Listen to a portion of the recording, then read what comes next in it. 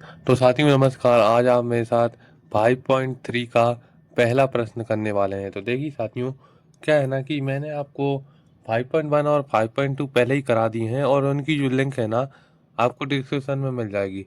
देखिए साथियों, अपन ऐसा पाठ कर रहे हैं जिसका नाम है वर्ग तथा वर्गमूल। देखिए, मैंने आपको पिछली 2 वीडियो में वर्ग के बारे में समझा दिया था कि वर्ग क्या होता है। अब अपन इसमें वर्गमूल पढ़ने वाले हैं। ठीक है मेरे साथियों, और आप इधर साइड में लिखा भी देख सकते हैं वर्ग क्या होता है और वर्गमूल क्या होता है। देखिए, अभी मैं एक्सप्लेन करने वाला हूँ आपको इनके बारे में। ठीक है ना साथियों, तो चलो चलो जल्दी से वीडियो को लाइक करो और चैनल को सब्सक्राइब करो, क्योंकि आपको और वीडियो मिलेंगी इस तरह की। ठीक है, चलो करते हैं अपन समझ।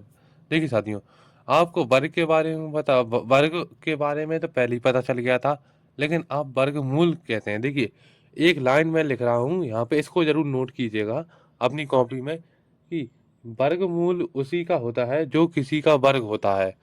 मतलब कि हर किसी संख्या का वर्गमूल नहीं होता साथियों।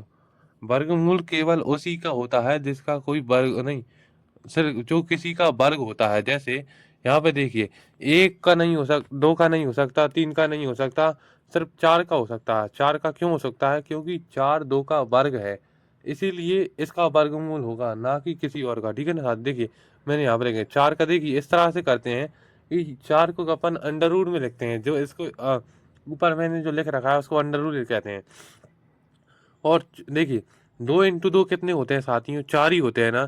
तो फिर क्या होता है, जब अपन इसको लिखते हैं तो अपन इसको तोड़ देते हैं, गुणन भाज्य गुणनखंड कर देते हैं। जैसे 9 को अपन लिखते हैं 3 इंटू 3, जैसे ही ये अंडर रूट हट देगा ना तो 3 हो जाएगा। ठीक है ना मेरे साथियों, सिर्फ 3 बचेगा। जो भी अंडर रूट के अंदर में आते हैं ना साथियों, जैसे ये 3 इंटू 3 है, तो बाहर निकल के सिर्फ ये एक 3 रह जाएगा। ठीक है, इसको अपन वर्गमूल कहते हैं। और इनको जरा याद कर लीजिएगा, वर्गमूल इसको याद करते हैं या फिर आप करते रहेंगे तो आपको समझ में आता रहेगा। ठीक है ना साथियों, कोई बड़ी बात नहीं है, सरल सा ही टॉपिक है। बस आप थोड़ा सा ध्यान दीजिएगा, इस वाली लाइन को जरूर याद करना। वर्गमूल उसी का होता है जो किसी ना किसी का वर्ग होता है। ठीक है ना मेरे साथियों, चलो करते हैं, पहला प्रश्न करते हैं। कोई बड़ी बात नहीं। देखिए, पहले मैंने आपको थोड़ी एक चीजें दिखा रहा हूँ, जरा ध्यान से देखिएगा।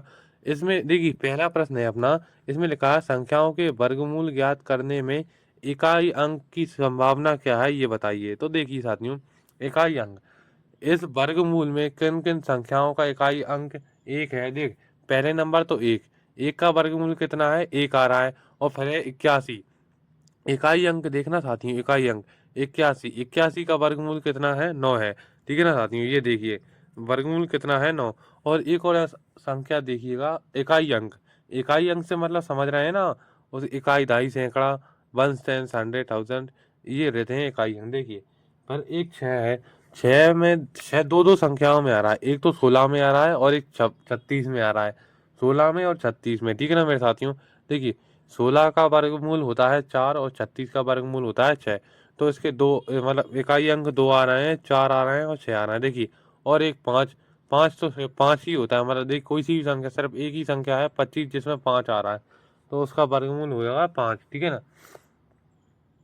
अब देखिए, अब मैंने जो समझाया था उनका अपने प्रश्नों से क्या लेना देना है, अब ध्यान से देखिएगा। अपन को ना सिर्फ इनमें इकाई अंक ही याद करना है और कुछ नहीं करना। पहले वाले का देख लीजिए, पहले वाले में क्या है, इसमें लिखना। देखिए, मैंने आपको बता भी दिया था स्टार्टिंग में ही, और अभी भी बता देता हूँ कि इसका इकाई अंक कितना है साथियों? एक है। तो अपन यहाँ पे लिखेंगे वर्गमूल का इकाई अंक 1 व 9 हो सकता है। कैसे? मैंने आपको अभी थोड़ी देर पहले ही लिख के बताया था कि एक दो संख्याओं में आता है, एक तो एक में आता है और एक 81 में आता है। एक का वर्गमूल एक होता है और 81 का वर्गमूल 9 होता है। इस तरह से यहाँ पे ये होगा। फिर मैंने आपको 6 का लिख के बताया था कि देखिए यहाँ पे, देखिए साथियों, इनको ऐसे ही हल करते हैं। इसमें कितना होगा? 4 व 6। देखिए साथियों, एक चीज कॉमन होनी चाहिए कि अगर अपन इन दोनों संख्याओं को जोड़े ना तो 10 आना चाहिए। अगर 10 नहीं आ रहा ना तो वह इसका पूर्ण वर्ग नहीं है। ठीक है ना साथियों, अभी मैं आपको ये भी बताऊंगा अगले वाले प्रश्न में कि पूर्ण वर्ग किसे कहते हैं। ठीक है, चले करते रहिए।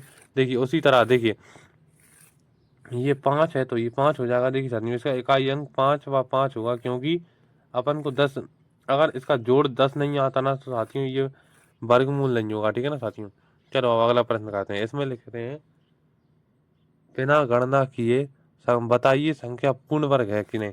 देखिए साथियों, सरल सरल सी बात है कि देखिए, पूर्ण वर्ग वे संख्याएं होती हैं जिनके आखिर में 3, 7 और 8 आता है।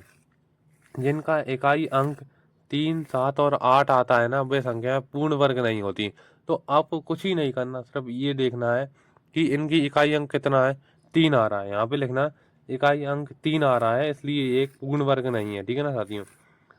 देखिए, पर यहाँ पे ये क्या है साथियों, एक पूर्ण वर्ग नहीं है। ठीक है ना, कोई बड़ी बात नहीं है, सरल सा ही प्रश्न है। आप लोग तो समझदार हैं ही इतने, ये आप लोग समझ ही जाएंगे। देखिए, अब देखिए यहाँ पे क्या है ना, वही यहाँ पे लिखिएगा इकाई अंक 7 है इसलिए एक पूर्ण वर्ग नहीं, इकाई अंक 8 है इसलिए एक पूर्ण वर्ग नहीं है। लेकिन आखिरी वाले में मत लिखना साथियों, उसमें इकाई अंक 3, 7 या 8 नहीं है, इसमें एक है। तो आप यहाँ पे लिखिएगा एक अंक, एक इकाई अंक है इसलिए इसका पूर्ण वर्ग है। देखिए साथियों, अब मैं आपको बताता हूँ पूर्ण वर्ग और अपूर्ण वर्ग में क्या होता है। देखिए साथियों, सबसे पहले तो आप एक सेकंड रुकिएगा, मैं ज़रा इसका पूरा कर दूँ। देखिए साथियों, सबसे पहले आप क्या कीजिएगा, चलो 12 का वर्ग कीजिए। 12, देखिए आपको समझ में आ रहा होगा पूर्ण वर्ग और अपूर्ण वर्ग से कि जिसका वर्ग हो जाए वह वर्ग संख्या कहलाती है और जिसका वर्ग ना हो वह अपूर्ण वर्ग कहलाती है। देखिए जरा ध्यान से देखिएगा, 12 का वर्ग करते हैं तो मतलब 12 इंटू 12 करते हैं तो आते हैं 144। अब 13 का वर्ग करेंगे, 13 का वर्ग करते हैं तो आता है 169। देखिए साथियों, 153, 144 और 169 के बीच में ही आती है ना। लेकिन एक बात ध्यान दीजिएगा कि 12 और 13 के बीच में कोई सी संख्या नहीं आती। मतलब अगर अपन वर्ग चाहें भी तो 153 किसी का वर्ग नहीं है। यहाँ पे अपन से इतना ही पूछा गया है कि बताइए कौन सी संख्या है जिसका पूर्ण वर्ग है, मतलब जो किसी का वर्ग है। यहाँ पे देखिए, 12 का वर्ग होता है 144 और 13 का वर्ग होता है 169। तो देखिए 169 के बीच और 44 के बीच में ही आता है ना 153। तो यहाँ पे समझ, इसी को कहते हैं अपूर्ण पूर्ण वर्ग या अपूर्ण वर्ग। जिसका वर्ग पूरा हो उसे पूर्ण वर्ग कहते हैं और जिसका वर्ग ना हो उसे अपूर्ण वर्ग कहते हैं। उम्मीद है आप समझ रहे होंगे मैं क्या कहना चाह रहा हूँ कि वह संख्याएं जिनका वर्ग हो जाता है, मतलब जो किसी का वर्ग होते हैं वे पूर्ण वर्ग संख्या कहलाते हैं और वे संख्याएं जो किसी का वर्ग नहीं होते वो अपूर्ण वर्ग कहलाते हैं। इस लाइन को भी नोट कर लीजिएगा। देखिए, अब यहाँ पे अपन को इतना तो पता ही है कि साथियों, देखिए 13 का वर्गमूल करते हैं, नहीं 169 का अगर अपन वर्गमूल ज्ञात करना है तो वो आता है 13 और 100 का अगर वर्गमूल करते हैं वो आता है 10। लेकिन अपन को ऐसे नहीं करना साथियों, अपन को कैसे करना है, घटाने की विधि से। मतलब घटाने की विधि में ना साथियों, मतलब जैसे अपन को 100 का वर्ग ज्ञात करना है तो अपन 100 को घटाएंगे। और घटाएंगे कैसे, विषम संख्याओं के सहारे। अपन कोई सी भी संख्या नहीं लेंगे, अपन लेंगे विषम संख्याएं, जैसे 1, 3, 7, नहीं नहीं 1, 3, 5, 7। ठीक है ना साथियों, इस तरह से देखिए घटाते जाइए। देखिए पहले 100 को 1 से घटाया, फिर 99 को 3 से घटाया, फिर अपन ने 96 को 5 से घटाया, फिर 91 को 7 से घटाया, फिर 86 को अपन ने घटाया 11 से, 9 से और 9 से। तो उम्मीद है साथियों मेरी बात आपको समझ में आ रही होंगी। तो जल्दी से वीडियो को लाइक कर दिएगा साथियों। क्या है ना, आप वीडियो देख के चले जाते हैं, लाइक नहीं करते हैं, इससे क्या है हमारा मोटिवेशन कम होता है। ठीक है, अगर आप लाइक देते हैं और सब्सक्राइब करते हैं तो हमारा मोटिवेशन भी बढ़ जाता है। तो इसमें सिर्फ घटाना ही है साथियों, कुछ नहीं करना। बस हाँ, ये जरूर ध्यान रखिएगा घटाने में आपकी कोई गलती नहीं होनी चाहिए। अगर आपने गलती कर दी तो आपको प्रश्न गलत हो जाएगा। ठीक है ना साथियों, चलो देखते हैं। यहाँ पे देखिए 37 को 17 से घटाएंगे तो 20 आएंगे, फिर 20 को 19 से घटाएंगे तो 1 आएंगे। देखिए साथियों, अपन को तब तक घटाते रहना है तब तक कि अपना आखिरी वक्त आखिरी आखिरी जो अपना आखिरी अंक 1 ना आ जाए, मतलब 1 ना बच जाए, तब तक घटाते रहना है अपना। देखिए अब 20 में से 19 घटाएंगे तो कितने बचेंगे साथियों, 1 ही बचेगा ना। हाँ, तो उसी तरह ध्यान दीजिएगा। अब देखिए अपना ये पूर्ण खत्म। अब जरा इन सबको गिनिएगा कितनी बार घटे हैं ये कुल। देखिए जरा गिनिएगा ध्यान से कि ये कितनी बार घटा है। 1, 2, 3, 4, 5, 6, 7, 8, 9, 10।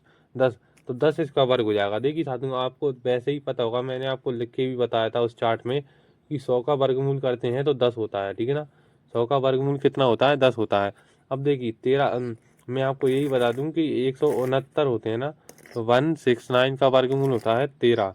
ठीक है ना साथियों, तो आप इसका चेक करके देख लीजिएगा। आप ये वाला सवाल आप कीजिएगा, क्योंकि सभी मैं कर दूंगा फिर आपकी प्रैक्टिस के लिए कुछ नहीं बचेगा। मैथ में प्रैक्टिस ही जरूरी होती है। अब इसका जो 169 है इसका जवाब आप मुझे कमेंट करके बताइएगा। चलो मिल